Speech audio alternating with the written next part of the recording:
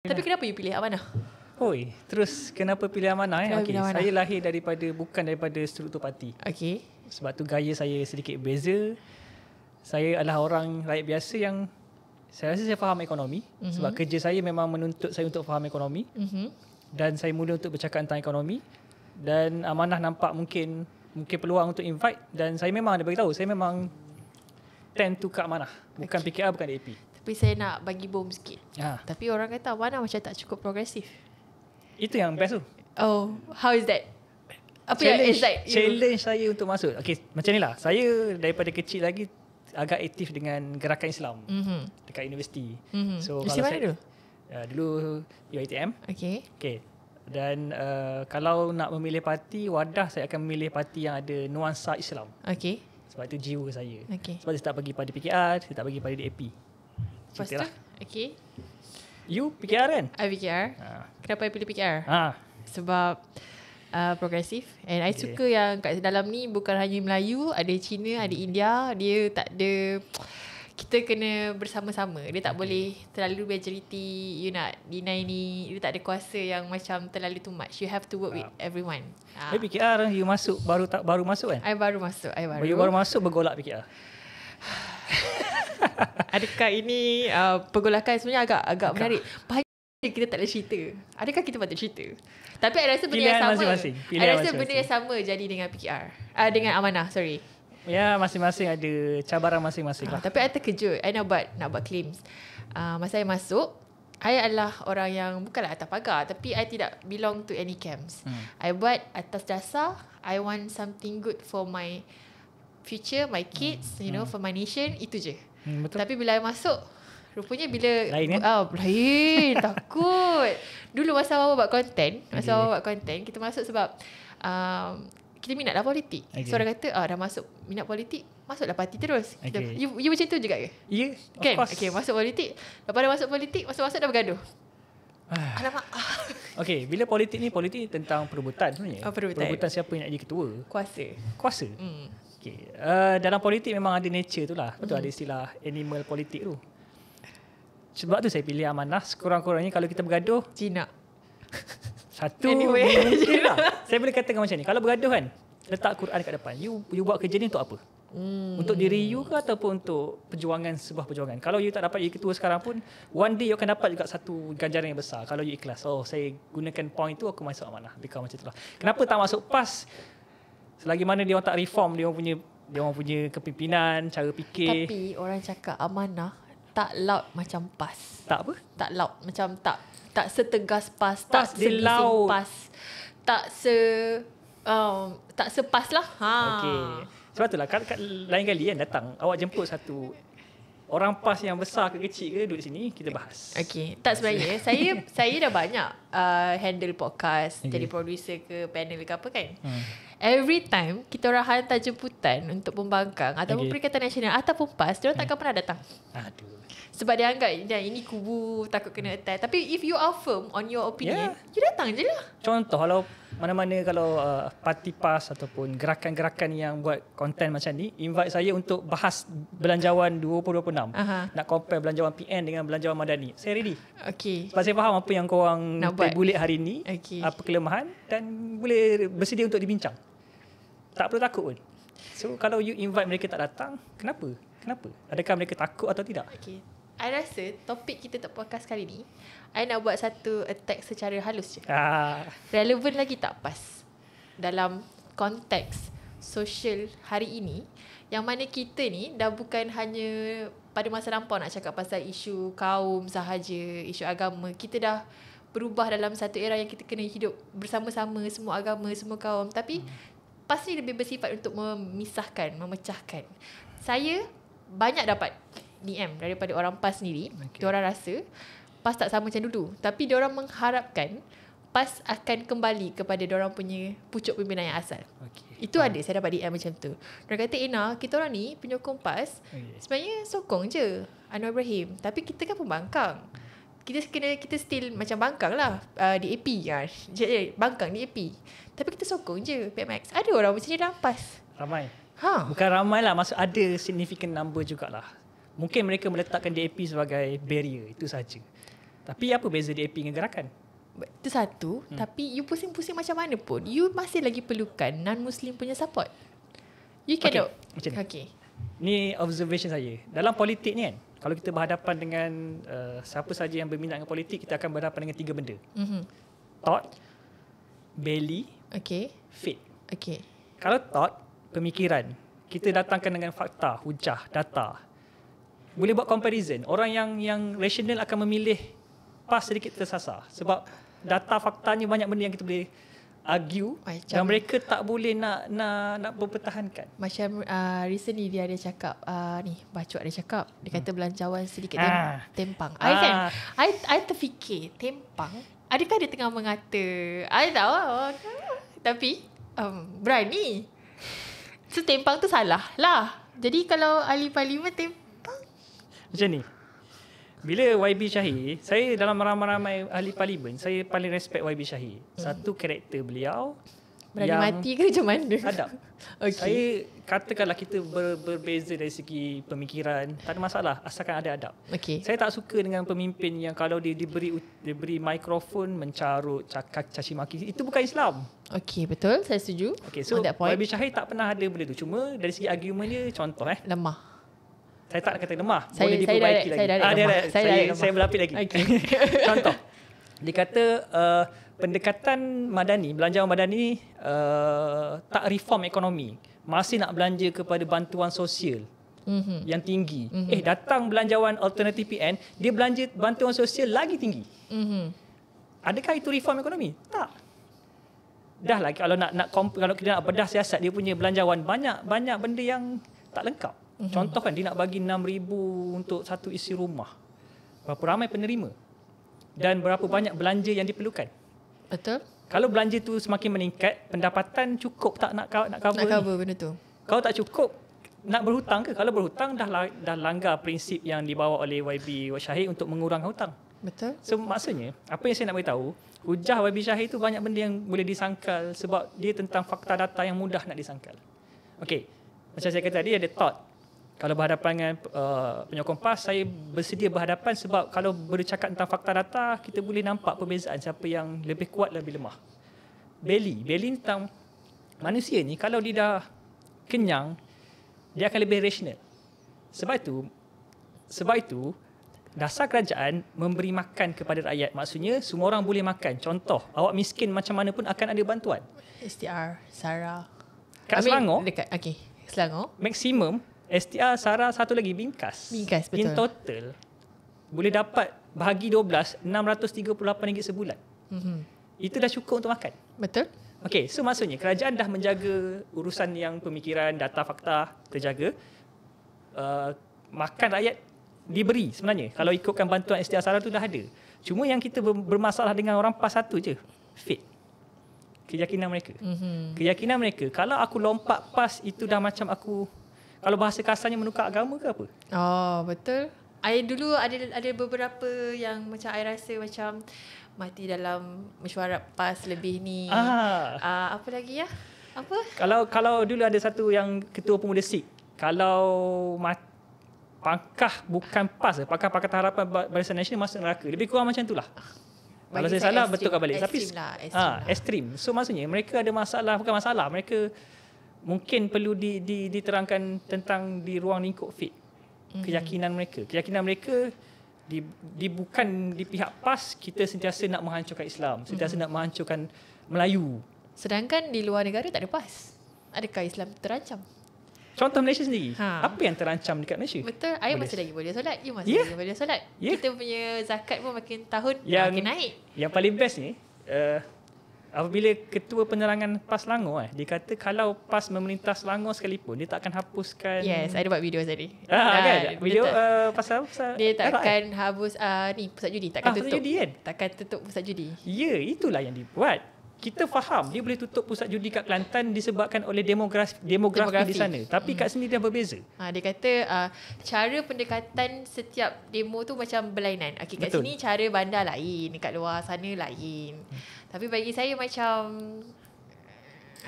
sebab tu saya kata faith, keyakinan di kalangan mereka yang menyokong PAS mereka dah membezakan. Bukan PAS seolah-olah kita ni nak menuju ke jalan yang sesat, kemungkaran, nak buat benda-benda yang jahat, benda yang tidak Islam. Dia menyamakan PAS dengan Islam.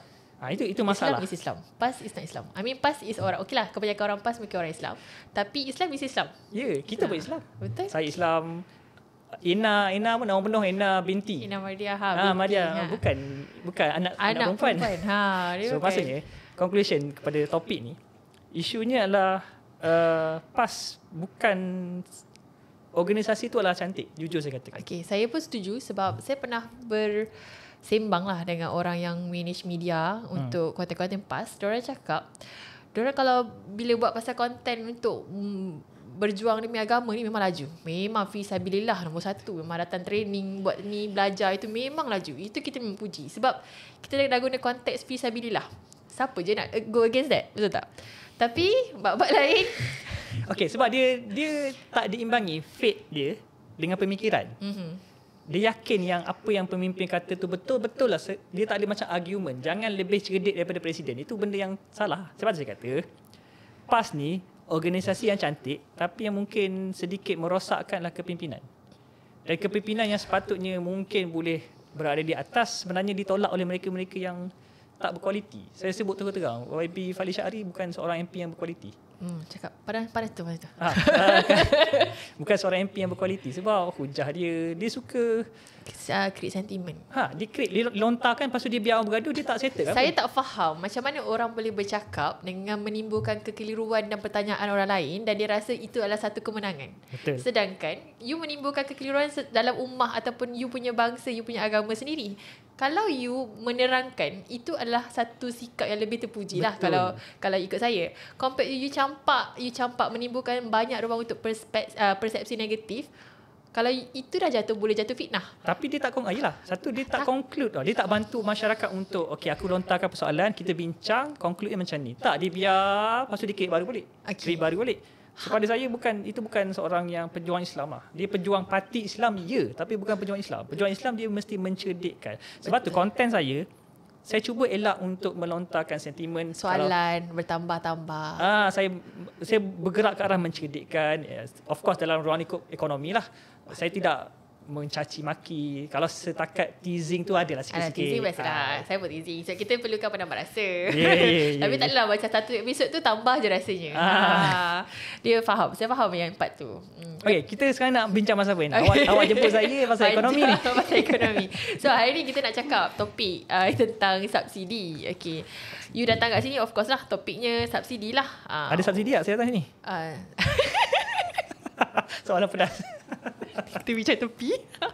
Okay. So sekarang ni soal, what do you think about currently isu yang topik paling panas adalah kita dah mula ke arah apa orang panggil rasionalisasi subsidi. Okay, kita dah buat Budi 95 sedang dilaksanakan oleh kerajaan, and based on belanjawan 2026 ni kita boleh nampak defisit fiskal and also hutang negara.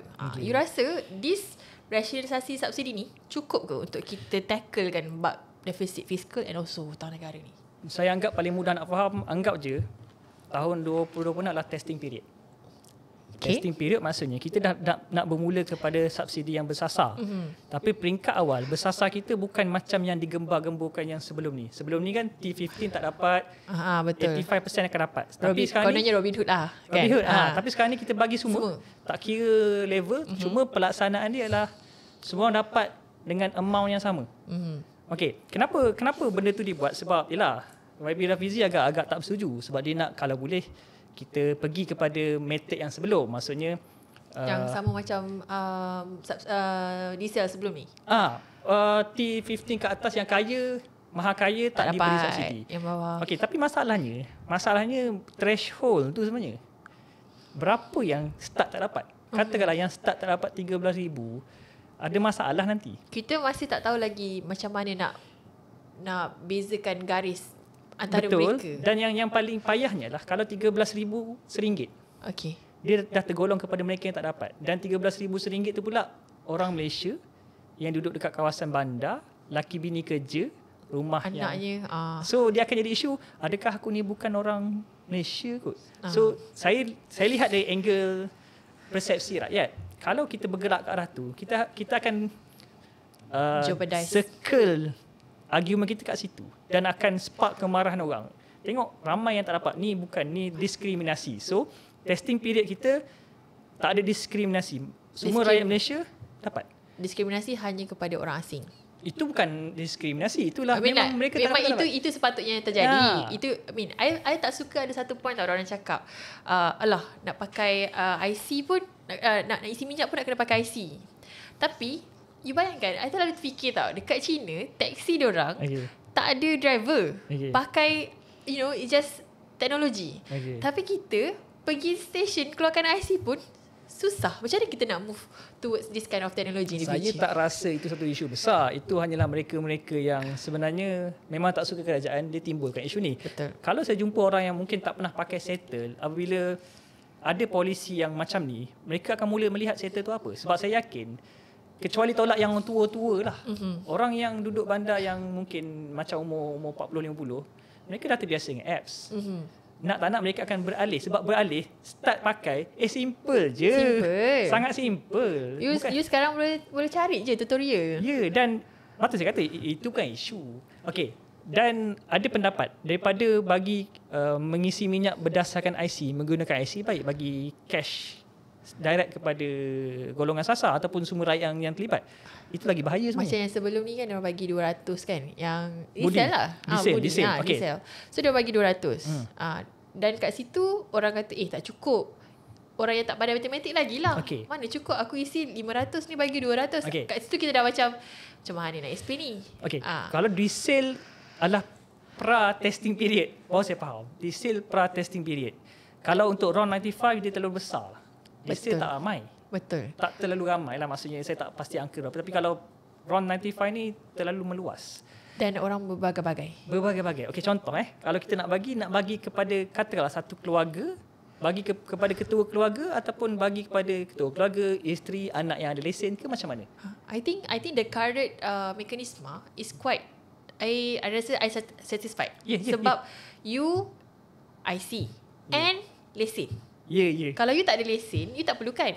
Betul tak? Betul. Itu biasa. Kalau katalah you tak ada lesen, you nak juga harga tu, you boleh naik Grab. Grab pun dapat juga Flipkart. Atau itu bawa MOF. So benda tu macam, I think the current mechanism is quite perfect kalau kita compare to subsidi. Betul. Macam ni. Dia memang agak perfect sebab apa tau? Dia straight kepada penggunaan. Kalau bagi cash, belum tentu dia gunakan cash tu untuk beli minyak. Silap-silap dia beli benda lain. Bila dah habis, dia komplain. Mahalnya. Dia tak tahu dah guna dah pun. Betul. Dan memang pada saya ni ialah mekanisme yang tepat sebab kita mungkin takut kalau buat macam ni ada berlaku kesesakan dekat petrol station, orang tak tahu nak buat, tak berlaku pun. Kalau ada pun sikit-sikit itu pun hanya kerana nak buat konten je yang berada flash tu. Dia hanya fleet card tu, dia ada fleet card tapi dia still nak komplain ambil kau.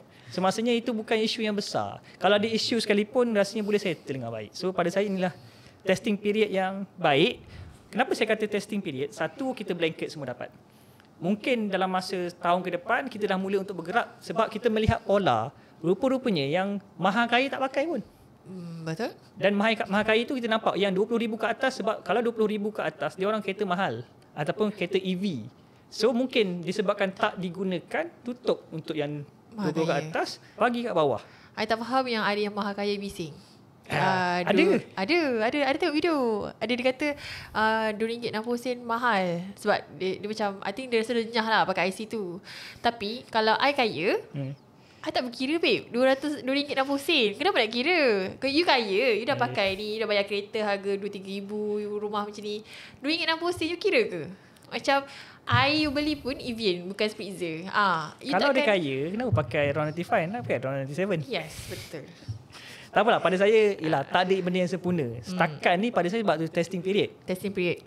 Kalau I think for the rest of the year, kalau orang kaya masih komplain pasal pakai IC, betul kau orang kaya sebab takkan tak ada settle. Betul. Tak mungkin orang kaya tak faham tentang teknologi. IT, betul. I setuju part tu. Okay, so apabila saya kata testing period, sekarang ni kita bagi 300 liter. Dan argument pun ada yang kata tak cukup, sebab tu kata testing period. Tahun hadapan, mungkin apabila dapat database yang lebih baik, naik ke 300.5 atau 400. Betul. Start. Yang penting sebenarnya penyasaran ni dia perlu bermula, dan alhamdulillah kita bermula. Dulu I ada satu argument orang kata testing testing baru nak betulkan itu ini. Sedangkan kalau kita terus set this one and kita tak ada room untuk improvement, itu lagi bahaya. Ada ke approach yang tak ada langsung, yang perfect? Tak ada lah.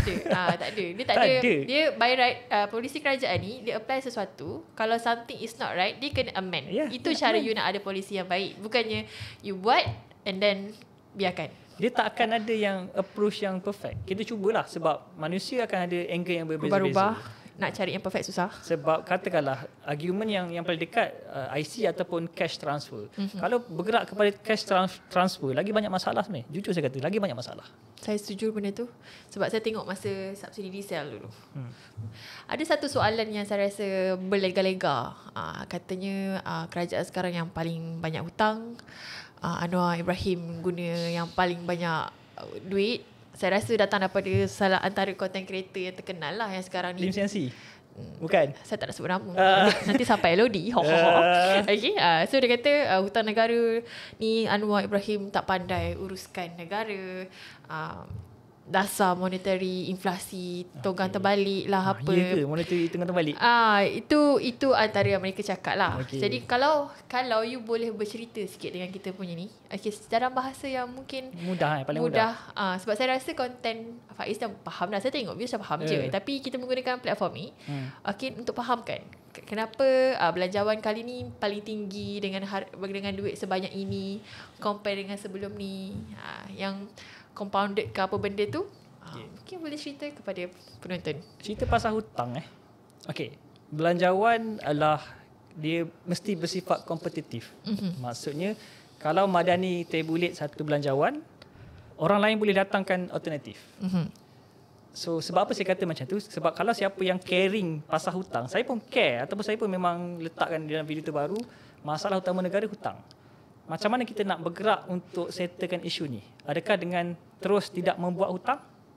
Tak. Boleh tak? Tak boleh. Boleh. Serius boleh. Boleh. Willingness. Okay. Willingness. Yes, if kalau kita tak buat hutang baru, langsung, and then where did we get all the money? Okay. Dia macam ni. Belanjawan, dia tentang pendapatan dan perbelanjaan. Kalau kita tak buat hutang, bermaksud kita boleh belanja lebih. Tak buat hutang. Lebih sikit lah sebab kita tak ada duit. Kalau lebih sikit, bermaksud kita kurangkanlah belanja-belanja yang tak perlu. Okay. Contohnya, STR Sara, stop tu lah. Itu yang, kena ingat kenapa saya kata macam ni? Sebab saya nak bawa macam ni, naratif saya.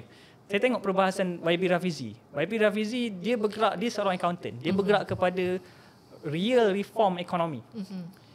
PN ni hanya nak menawarkan satu benda yang lebih gula-gula daripada apa yang ada. Dan kerangka belanjawan Madani dia di tengah-tengah. Dia tidaklah terlalu rigid macam yang seorang accountant nak. Sebab kalau nak tengok hapuskan terus ataupun nak kurangkan hutang dengan drastik, stop STR Sara, gunakan 15 bilion tu untuk bayar hutang.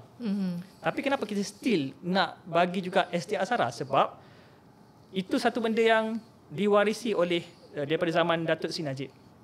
So kalau kita hapuskan benda tu, dia akan ada retaliation sebab kita dah terbiasa dengan social assistance yang cash direct. Dan kalau hapuskan sekalipun, adakah ia memberi kesan yang baik atau tidak? Itu satu cerita lah. Tapi pada saya, kalau hapuskan, kita akan create satu lagi spark dalam negara lah. So pada saya, teruskan. Dia akan jeopardize. Yes. So teruskan, cuma jimat yang lain yang mungkin kita boleh jimatkan lawan korupsi. Sebab daripada lawan korupsi itulah kita boleh menjimatkan macam-macam supaya boleh menampung social assistance. Nak menunjukkan bahawa kerajaan of the day, kalau tanpa korupsi, kita boleh tambah lagi social assistance. Maksudnya kita boleh bagi satu polisi ekonomi yang lebih baik berbanding era sebelum. Era sebelum memang bagi social assistance yang tinggi, tapi come with a lot of loophole.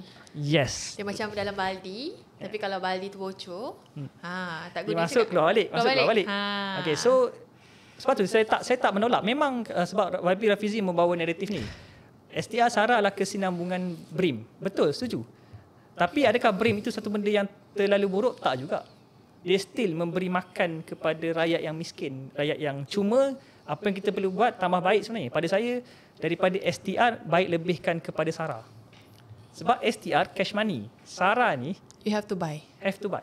You have to buy and have you to buy pusing kat food. situ. Food you tak boleh beli lain. Kalau STR kita tak tahu apa dia buat. Betul. Sebab mentaliti orang miskin berbeza dengan mentaliti orang yang boleh menjaga kewangan dan sebagainya. Kadang-kadang mentaliti orang miskin, duit ni boleh dihabiskan dengan mudah untuk benda-benda yang tidak berfaedah. Sebab memang contoh kalau mereka-mereka yang sangat-sangat miskin tapi terdedah dengan contoh judi online ke apa, habis duit STR ke situ. Dengan harapan duit STR boleh gandakan, cuci, masuk 30, cuci 10 macam tu.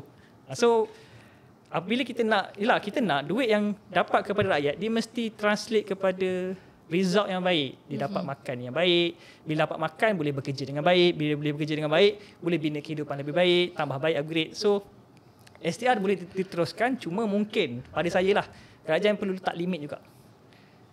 Social assistance perlu dibuat mesti ada kita katakan sasaran. Dia bukan social assistance hanya nak bagi makan, rakyat rasa bergantung kepada kerajaan sebab dah akan jadi malas. Yes. Sebab itu yang saya dengar cerita semalam kot daripada kawan saya daripada Jabatan Kebajikan. Dia cakap bila too much social assistance, dia duduk je kat rumah. Dia mengharapkan bantuan datang dan tak buat apa-apa. Sedangkan kita hidup bukan untuk kerajaan tanggung kita. Kita hidup untuk apa yang kurang dibantu. Tapi bukanlah maksudnya kita nak hidup. Sebab kita sama ada you miskin ke you kaya ke, you kena still bekerja. have to work. You still have to work it out. Itu yang saya rasa yelah. betul lah. Sebab apa orang miskin dia, satu isu. Sebab dia isu tentang pemikiran. Kalau dibantu jadi malas, tak dibantu dia marah. Sebab itulah kerajaan kalau nak buat transition daripada social assistance kepada kita kata rakyat dah boleh berdikari. Dia bukan reform tu tak boleh berlaku satu malam. Betul. Sebab orang yang nak reform satu malam adalah orang yang pada saya idealis. Betul. Dia mesti pragmatik. Kalau saya nak, saya sembang je. Rafizi dan Anwar Ibrahim. Marah YB Rafizi nanti. YB Rafizi adalah seorang yang idealis. Saya setuju. Datuk Seri Anwar Ibrahim adalah pragmatik. Pragmatik maksudnya kita nak capai 10 langkah ni. YB Rafizi dia nak terus ke 10. Anwar Ibrahim dia nak kalau tak boleh capai 10, pergi 3 langkah dulu. 3, 2, 1 perlahan-lahan. Berbanding kalau kita tak dapat teruskan, tiba-tiba PN ambil alih, dia bawa kita 10 langkah ke belakang. Lagi. So better bergerak secara perlahan-lahan tetapi bergerak ke depan. So saya nampak sekarang ni social assistance diteruskan. Tak kisahlah Datuk Seri Najib nak ambil mileage pada saya kan. Jangan jadikan isu BRIM tu legacy Datuk Seri Najib, sebab saya tak ada masalah dengan apa yang kebaikan yang Datuk Seri Najib buat. Betul. Saya ada masalah dengan kompetensi beliau untuk mengawal korupsi, itu saja. Contoh. Saya rasa saya setuju part tu. Itu kebanyakan anak muda bayar kita setuju benda tu. Sebab orang ingat saya benci Datuk Seri Najib, saya gilakan Anwar Ibrahim. Tak. Saya pun kurang bersetuju. Saya pun sama. Saya rasa macam that's not right. That's not how orang we do tembak it. saya, kau Farhash, isu Farhash diam je. Saya kata macam ni, you bongkar lah. Kalau you ada. Bongkar lah. Silap-silap, aku sokong PN tau. Kalau betul-betul ada korupsi, skandal mega, aku sokong PN. Cuma, buatlah macam Rafizi bongkarkan YNDB dulu. Betul. Satu persatu dia keluarkan. Kalau kita hanya bongkarkan based on persepsi, tak cukup. Apa beza kita dengan orang yang tak ada dasar, tak ada apa. Tiba-tiba kita cakap, Saya paling puas hati apabila Datuk Seri Najib meminta maaf kepada rakyat Malaysia atas isu 1MDB. Walaupun dia rasa dia tak bersalah tapi ditipu. Tak apa. Itu urusan Datuk Seri Najib dengan mahkamah. Kalau dia rasa ditipu, lawan supaya siapa yang menipu dihukum. Yang poin yang penting, sebagai seorang pemimpin nombor 1, takkan saya nak percaya orang yang mudah ditipu. Tak mungkin lah. Kan? Sebab macam ni, kita question benda tu. Macam mana, how could you easily be fooled? Macam kita pun macam macam mana nak percaya ni level pemimpin atas. Nombor 1. Nombor 1. Dia macam ni lah. Sebab saya bila saya buat konten dekat, tak kira dapat call daripada orang tu. saya konten dekat media sosial. Konten dekat media sosial, saya berhadapan dengan 2 pihak. 3. Satu PN. Perikatan Nasional. Yang pro sangat-sangat benci kepada PH. Biasanya orang PAS lah. Satu ni tak ada orang sebenarnya. Dia tengah ada isu. Kita biar dulu. 2 pro Najib. Dia bukan UMNO, dia pro Najib. aku nak tembak PN, kenapa kau masuk campur? Kau senyap je lah. Ataupun dia akan cakap, inilah apa yang Najib buat dulu, atau korang yang mengacau macam tu. Iyalah, contoh dia macam Najib lebih baik. Okey, saya boleh kata ataupun tahu pun dulu masa Najib korang buat macam tak tahu lah. Itu antara ayat-ayat yang saya selalu dengar. Okey, satu, kita jujurlah, saya tak nak serang pro Najib sebab kita satu camp UMNO. Kita menghormati. Pakatan Harapan kalau berkawan betul tau. Betul. Berkawan betul maksudnya kita tak tikar belakang, tak macam pihak sana. Pihak sana berkumpulnya orang-orang yang menikam belakang. Allah kalau Pakatan Harapan dia kalau berkawan-kawan. Kalau isu lepas kita anggap tak apalah, ambil pengajaran tanpa mencederakan siapa-siapa. Kita nak bergerak ke depan ni. Sebab dasar yang dibawa oleh UMNO banyak yang baik. Dr. Ashraf Wajdi, satu figura yang baik. Betul. Apa nama dia, YB Helmi Duyung. Kalau dia bertanding dekat kawasan saya pangkal dia. Sebab nampak gerak kerja. Betul. So maksudnya bukan kita ada elemen anti UMNO. Kita tak terbatas dengan parti saja. Kita tak terbatas dengan parti. Kalau kita hanya undi orang based on parti pun tak guna juga. Kita nak orang yang betul-betul bekerja despite korang punya parti. Sebab kita ada satu background yang sama. Kita bukan lahir daripada parti politik. Kita bukan datang daripada idea politik, tak. Kita bukan, maksud saya, kalau pemuda Amanah, pemuda PKR, mereka yang datang daripada awal direkrut, daripada awal lagi, daripada muda sampai 30-40 tahun, memang duduk dalam parti, mungkin pemikiran berbeza. Kita ni, saya baru join. Saya join ni sebab, invitation. Terima kasih kepada Amanah invite saya. Dan saya rasa saya nak contribute sikit-sikit lah. Cuma, mungkin saya susah nak naik kepada kepimpinan sebab saya akan keep on bergaduh dengan benda-benda yang macam Najib Razak, macam yang Akmal Saleh. Sebab Akmal Saleh, kenapa? Saya bukan tak suka beliau. Saya tak suka beliau menggunakan isu-isu yang contoh bendera terlampau. Untuk spike sentiment lah. Dia nak cucuk. Okay, dia nak menang. Saya faham. Dia nak menang satu angle undi Melayu. Sebab orang Melayu pun memang perlukan orang yang macam tu. Memang karakter orang Melayu, dia suka benda isu macam tu. Sentiment. Tapi pada saya, jangan terlalu jauh. Sebab kalau terlalu jauh, awak akan terperangkap. Perangkap maksudnya awak kena adil.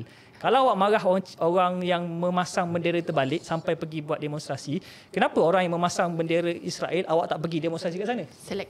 Selektif. Very selective. And then lagi satu I risau, kalau you jadikan benda-benda macam ni isu, apa yang you didik masyarakat ni sebenarnya? You mendidik orang yang sensitif betul, terhadap benda-benda yang boleh diperbetulkan. Okey, contoh kalau isu bendera terbalik. Okey, katakanlah sebagai seorang yang legislator, sebab beliau adun. Saya hormat beliau sebagai seorang adun dan senior dalam politik. Propose kepada kerajaan untuk ada satu akta untuk menghormati bendera. Kalau berlaku kesilapan, ada undang-undang yang mengambil tindakan. Bukan kita sebagai rakyat pergi demo. Sebab itu you jatuhkan hukuman tapi you tak buat dasar. You buat hukuman sesuka hati you. So macam mana I nak hukum you bila you tak buat apa-apa bila Israel punya bendera dekat Kelantan? Okay, sebab kena faham. YB Dr. Akmal Saleh adalah seorang legislator di peringkat DUN dan kemungkinan akan jadi legislator di peringkat parlimen. Legislator kan? Maksudnya orang yang membuat dasar.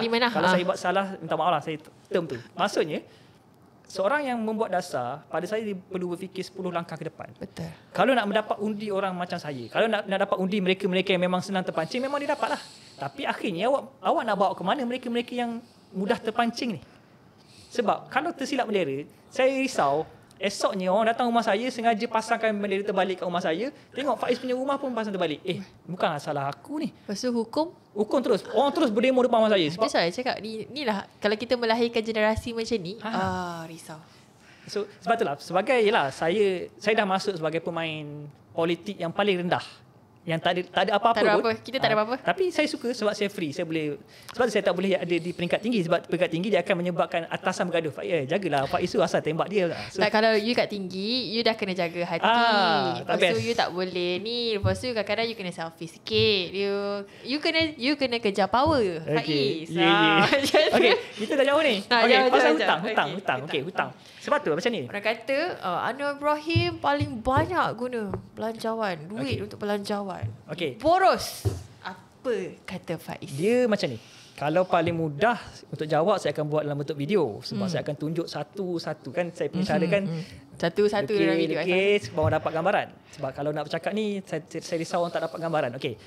kalau awak rasa Anwar lah orang yang paling boros, come up dengan your future belanjawan. Itu je solusi dia. Contohnya PN datang belanjawan alternatif. Tahun ini kita langsung tidak akan ambil hutang sebab kita tak nak hutang tu terus compounding. Tapi kalau langsung tak nak ambil hutang bermaksud perbelanjaan perlu dikecilkan. Awak nak kecilkan yang mana? Sebab memang Tun Mahathir dulu tahun 2019 ataupun 2019 lah, dia kata kita perlu kecilkan penjawat awam sebab saiz itu terlalu besar. Itu beban, bukan beban lah, itu komitmen yang besar. So adakah PN akan pergi ke arah tu? Saya tak rasa. Sebab the moment dia kata nak kecilkan saiz penjawat awam, mati dia. Sebab dia yang bawa cerita naratif ni dulu. Okay. Kalau nak kecilkan lagi, nak kecilkan apa? Nak stop STR Sara? Berani ke? Not at the moment lah. Not at the moment kan? Okay. Tak boleh. Bukan setakat not at the moment. Dia nak tambah lagi STR Sara tu kepada tahap yang paling limit sebenarnya. Sebab dia akan naikkan. There's no way kalau dia turunkan, kita akan macam, kenapa kau turunkan? Dah tak ada duit ke? Kat situ. Okay. So sepatutnya, maksud saya, siapa yang boleh settlekan isu hutang dengan cara yang paling cepat dan kita kata praktikal lah. Sebab tu saya kata sekarang ni saya melihat 3 orang yang cuba untuk approach tentang pembinaan belanjawan. Madani dah ada, kita dah nampak kerangka Madani simple je. Kita faham hutang tu besar, kita cuba kurangkan dari tahun ke tahun, hutang dikurangkan dari tahun ke tahun, hasil kita naik meningkat dari tahun ke tahun, kita besarkan kek ekonomi. Tapi orang kata hutang negara bertambah. Of course, jujur saya katakan sebenarnya diorang tak faham. Mungkin Faiz boleh jelaskan kenapa hutang negara bertambah tapi kita cakap hutang setiap tahun makin menurun. Okey, sebab saya kata macam ni. Nak tunjuk kan sebenarnya. Dia lonjakan terbesar berlaku masa Covid, kita terpaksa berbelanja besar. Memang itu hakikatnya. Dan siapa yang memerintah selepas Covid, kita kena terima hakikat perbelanjaan kita dah membengkak. Kalau kita nak turunkan, boleh kurangkan penjawat awam. Serius. Stop STR Sara. Subsidi bukan sekadar disasarkan, stop terus subsidi. Sebab tu saya kata, siapa yang berani buat benda tu? Come on lah.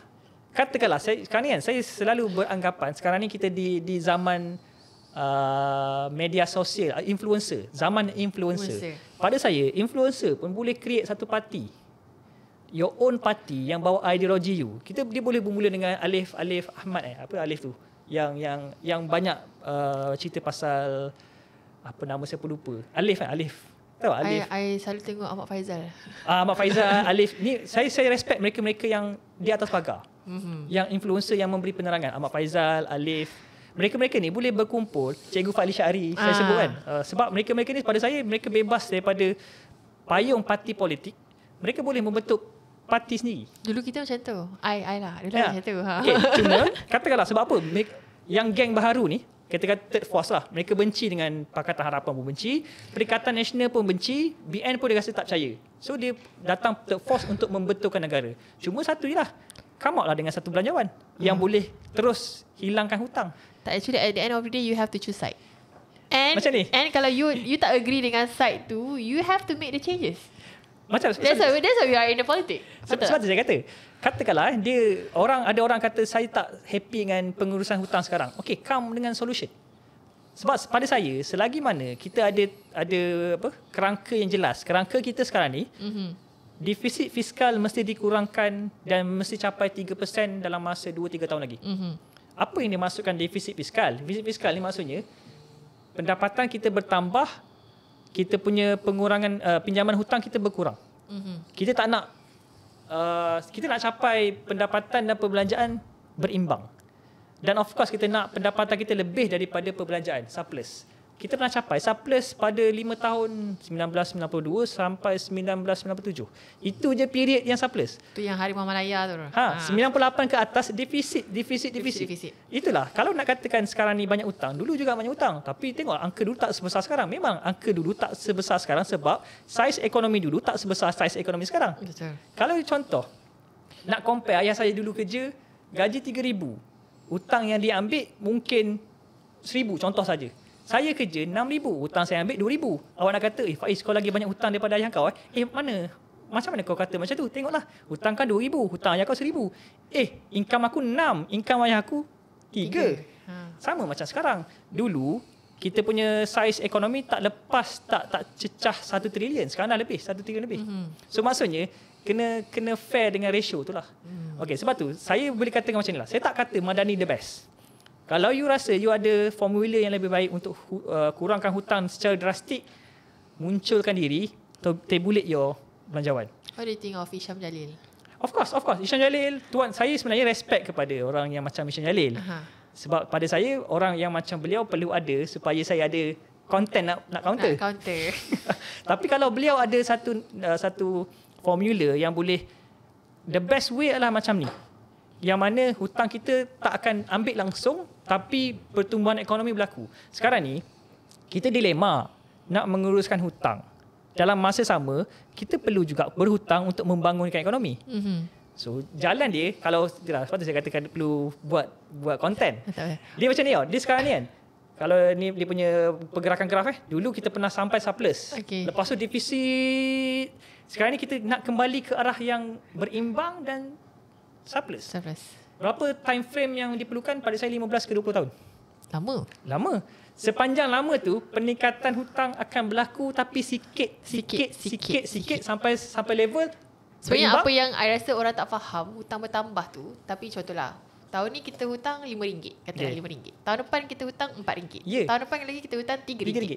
Kita hutang, kita masih berhutang, tapi jumlah hutang tu berkurangan. Dan ini adalah satu fakta yang I rasa ramai orang tak faham, sebab kita duk sebut berbilion-bilion.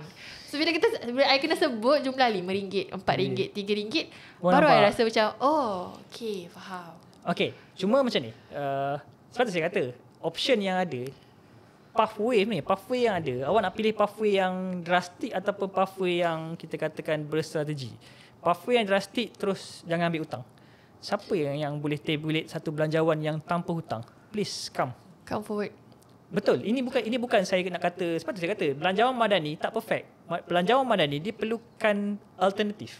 Itulah PN kena buat. Tapi bila saya tengok PN punya belanjawan lagi hauk. Macam ni lah. Belanjawan Madani, belanjawan PN, dia menambah beban negara dia lah. Dia bukan memberi alternatif yang lebih baik. Menambah beban.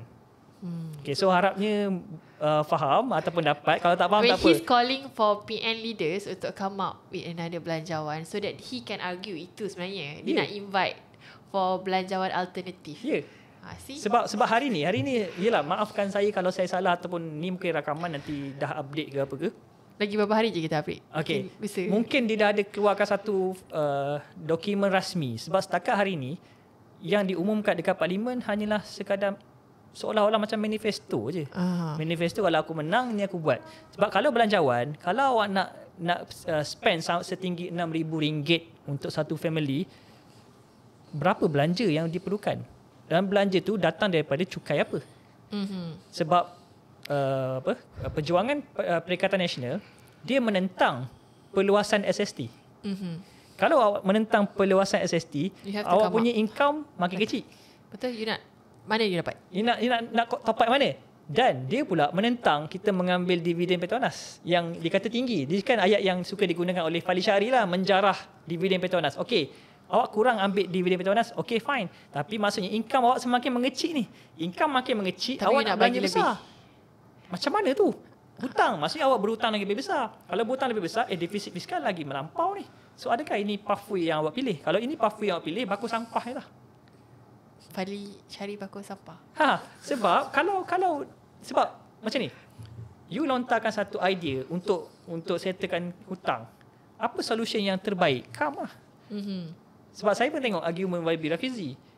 Saya rasa orang macam YB Rafizi memang kita perlukan sebagai seorang accountant yang check and balance. Cuma saya masih nak tengok, kalau YB Rafizi boleh provide dia punya own belanjawan lagi bagus. Sebab within the government.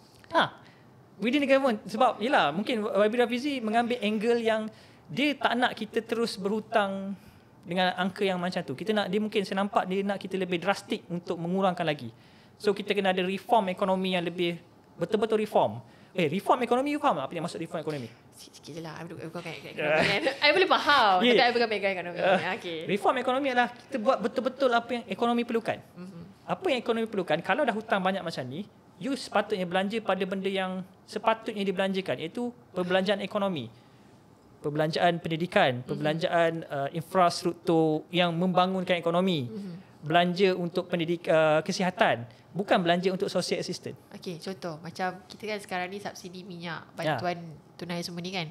Dia kata membebankan negara. But at the same time, kita still ada lagi projek madani, bandar madani tu nak dibuat. Okay. Is that considered sebagai saya jujurnya saya nak kena akui sebab saya tak baca sangat pasal bandar madani. Siapa yang pejabat awam? Dana tu datang daripada mana? Kalau tak silap saya, dana tu datang daripada pihak swasta. Yang akan buat kerajaan membayar bulanan sehingga habis, saya tak pasti. Ataupun macam mana, saya tak pasti. Jujur saya katakan saya tak study sebab you tak bagi. Sorry. Jujur saya minta maaf. Saya terfikir projek mega.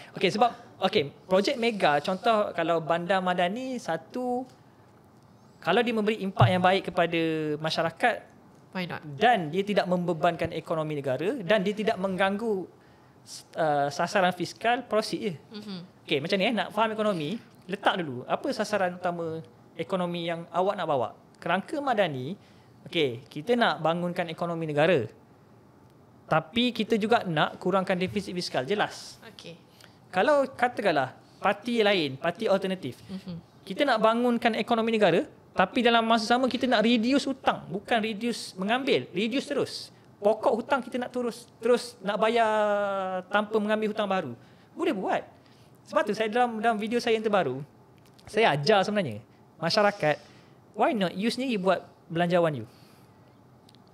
Maksud saya belanjawan sebab nak buat belanjawan simple. Satu, letakkan dulu apa tema awak, apa objektif awak, masalah apa yang awak nak selesaikan, berapa kutipan hasil, berapa nak belanja. Tema kalau dulu pas dia ada nak buat negara berkebajikan. Bila awak faham negara berkebajikan, dia nak menuju kepada memberi kebajikan kepada rakyat. Tapi terus memberi kebajikan, last kali rakyat tidak aktif menunggu bantuan, adakah itu bentuk negara yang baik? Sebab tu dalam kerangka madani, tamadun, dalam tu pun ada kebajikan. Tamadun ni, rakyat menunggu bantuan, dalam masa yang sama rakyat juga kena bekerja. Sebab tu di kerangka madani. Kalau dah ada kerangka yang baik, proceed. Dua, kita kena ada apa masalah utama negara? Hutang. Apa pathway awak nak? Kalau Ena nak hapuskan terus hutang ataupun macam mana? Gradually lah. Sebab anything drastic is not good for me lah. Betul. Sebenarnya anything drastic is not good. Kalau reformasi bukan revolusi. Betul. Revolusi you revolt terus. Terus tukar daripada tunggal terbalik. Malam ke siang terus. Kalau reformasi pagi nak ke malam, slowly lah. Tapi slowly yang on track lah. Kita kena tengok lah. Data ni sebenarnya kan, orang tak faham ekonomi sebab terus nak jump kepada data. Dan nak jump terus kepada data yang terlalu kompleks, tak payah. Letakkan satu angka yang makro. Makronya adalah defisit fiskal. Sebab tu kerajaan sekarang menjuarai ayat defisit fiskal. Kita memang nak menuju kepada 3%. Lepas 3%, 2%. Lepas 2%, 1%. Lepas tu kosong defisit fiskal. Berimbang lah tu. So itu directionnya. So penyelesaiannya yang dipilih kerajaan sekarang gradually, bukan drastically. Tapi kalau ada rakyat yang memang nak drastically, dia boleh buat. Dia tentang willingness kita je. Betul. Setuju, saya setuju. Panjang sangat saya tak nak kata bosan. Faham?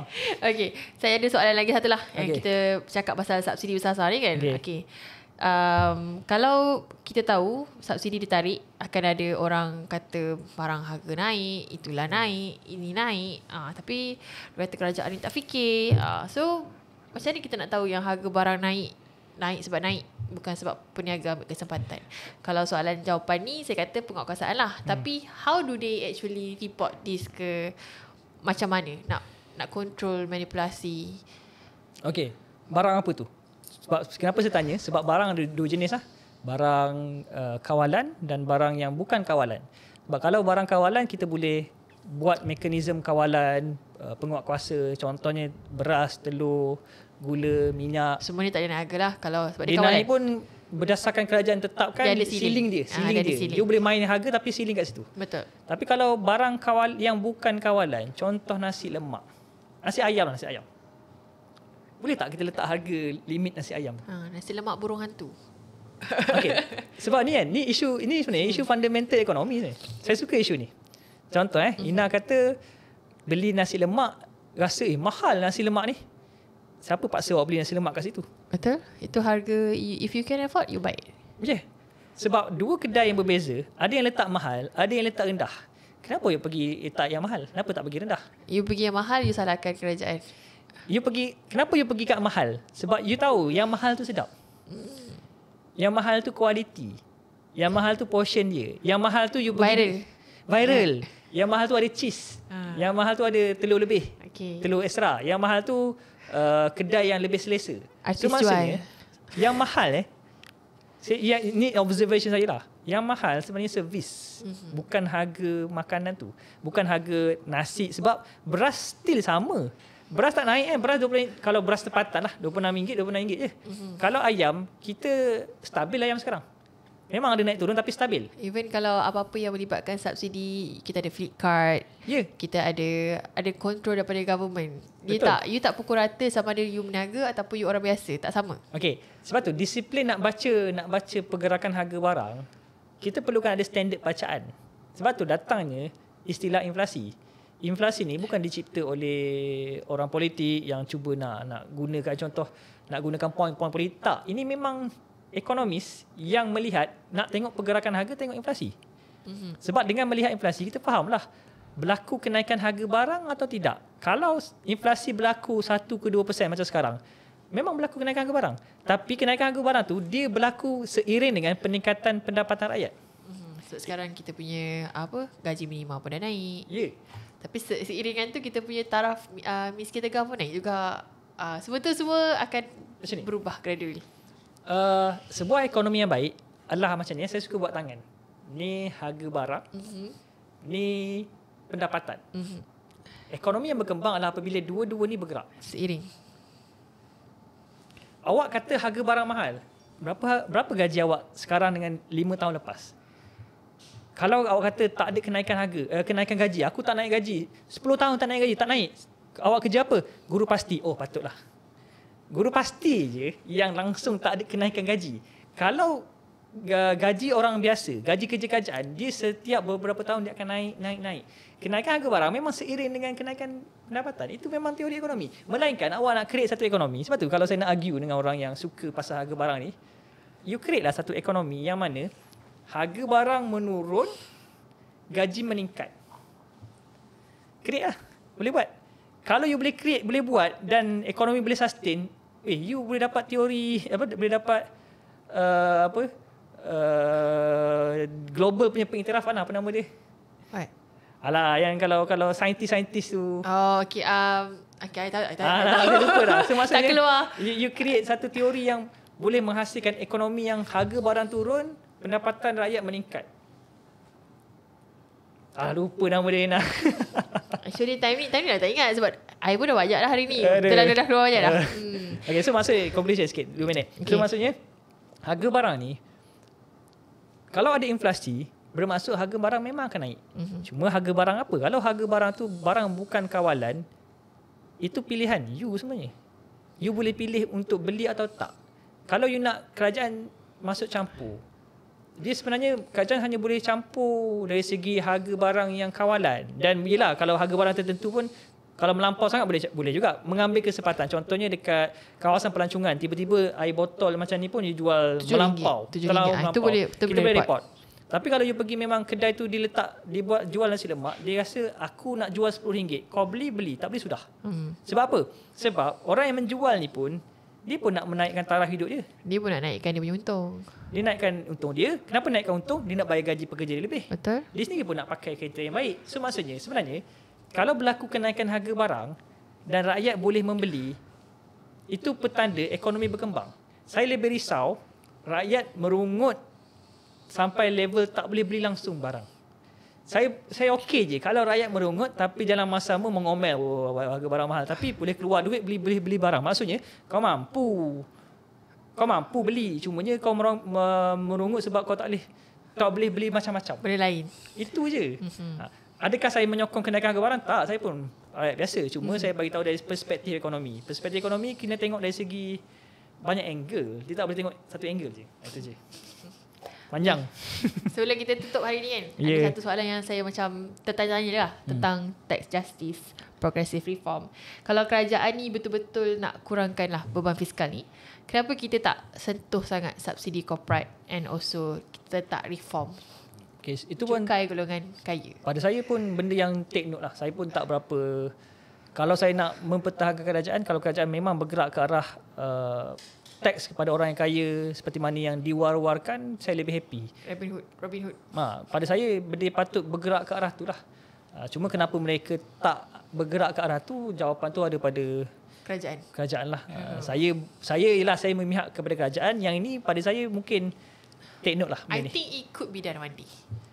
Pada sebab saya take note kalau lah. kita macam contohlah dia cukai barangan mewah, ini itu ini. Kalau kita pop sekaligus pun, and then macam cakap lah, kalau changes drastic overnight, kita terkejut juga. Okay, ada satu isu kalau kita kenakan cukai barangan mewah, akhirnya orang-orang kaya kat global tak datang untuk membeli kat Malaysia, dia pergi membeli kat Singapura. Maksudnya kita kehilangan satu revenue yang besar. Yes. Kalau kita drastically. Sebab tu dia tentang willingness kerajaan. Sanggup tak hilang satu revenue daripada orang kaya yang mungkin daripada luar, tapi yang cerewet nak melihat siapa yang kenakan tax. Satu contoh saya suka, kita, kalau saya saya pernah pergi ke Japan, you beli above certain amount, you dapat deduction tax. Tapi bila I bawa masuk Malaysia, I kena charge kat custom. So kalau I lah orang yang macam berkira, I akan kenapa aku nak membeli, sebab aku dah kena 10%, kat sana aku tak kena. So betul lah, kita akan lebih memilih.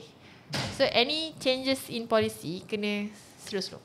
Dia kena tengok banyak skop. Adakah saya mempertahankan? Tak. Kalau awak nak tembak kerajaan, kenapa tak percepatkan tax justice kepada mereka yang lebih maha kaya, proceed. Pada saya kita pun nak dengar jawapan. Ya.